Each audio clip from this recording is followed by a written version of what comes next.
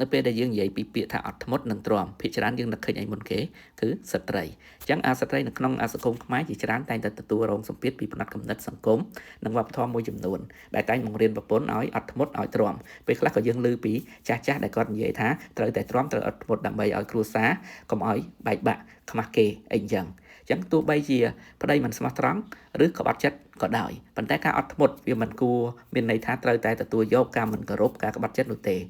ក្នុងនាមជាស្ត្រីនិងជាដៃគូអាពាហ៍ពិពាហ៍អ្នកមានតម្លៃនិងសមនឹងទទួលបានភាពស្មោះត្រង់ការគោរពនិងសេចក្តីថ្លៃថ្នូរទំនាក់ទំនងប្តីប្រពន្ធដែលល្អមិនអាចឈរលើការឲ្យមនុស្សម្នាក់ឈឺចាប់ហើយបង្ខំឲ្យគាត់ទ្រាំម្ដងហើយម្ដងទៀតនៅភាពឈឺចាប់ទាំងនោះទេបើដៃគូជ្រើសរើសក្បត់ទំនុកចិត្តនោះអ្នកក៏មានសិទ្ធិជ្រើសរើសការគោរពនិងការការពារតម្លៃរបស់ខ្លួនឯងដែរ